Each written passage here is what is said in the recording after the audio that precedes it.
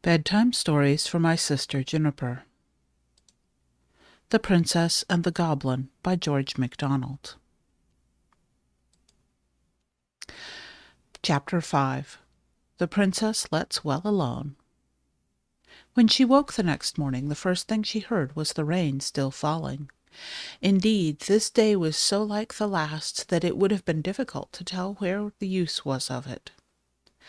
The first thing she thought of, however, was not the rain, but the lady in the tower, and the first question that occupied her thoughts was whether she should not ask the nurse to fulfill her promise this very morning, and go with her to find her grandmother as soon as she had had her breakfast.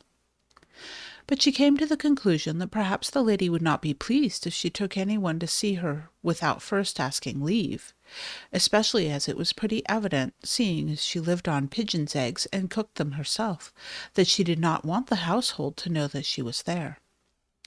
So the princess resolved to take the first opportunity of running up alone and asking whether she might bring her nurse. She believed the fact that she could not otherwise convince her that telling the truth would have much weight with her grandmother. The princess and her nurse were best of friends all dressing time, and the princess, in consequence, ate an enormous little breakfast. "I wonder, Lootie," that was her pet name for her nurse, "what pigeons' eggs taste like," she said as she was eating her egg, not quite a common one, for they always picked out the pinky ones for her.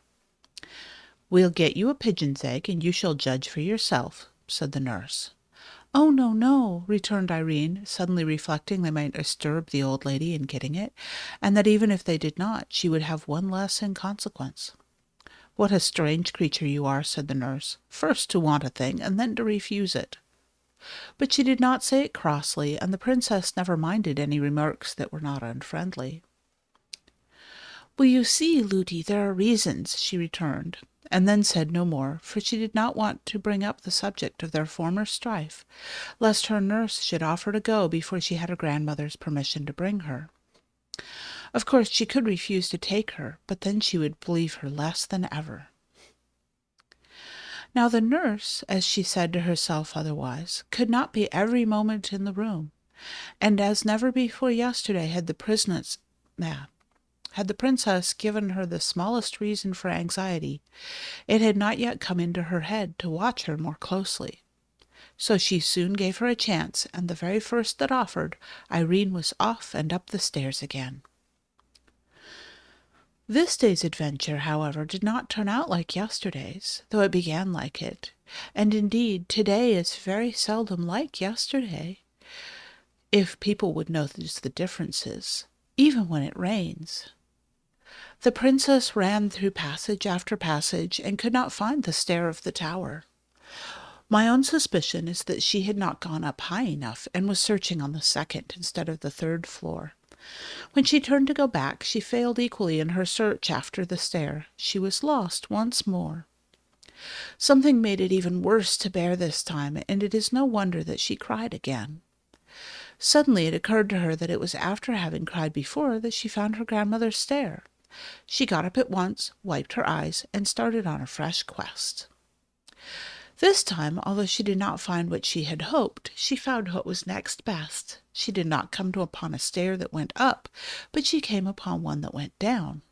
It was evidently not the stair she had come up, yet it was a great deal better than none, so down she went, and was singing merrily before she reached the bottom.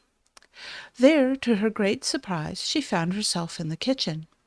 Although she was not allowed to go there alone, her nurse had often taken her, and she was a great favorite with the servants.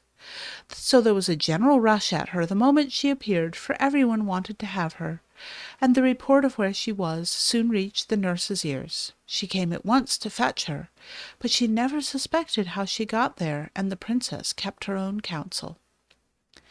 Her failure to find the old lady not only disappointed her, but it made her very thoughtful. Sometimes she came almost to the nurse's opinion that she had dreamed all about her, but that fancy never lasted very long. She wondered much whether she should ever see her again, and thought it very sad not to have been able to find her when she particularly wanted her.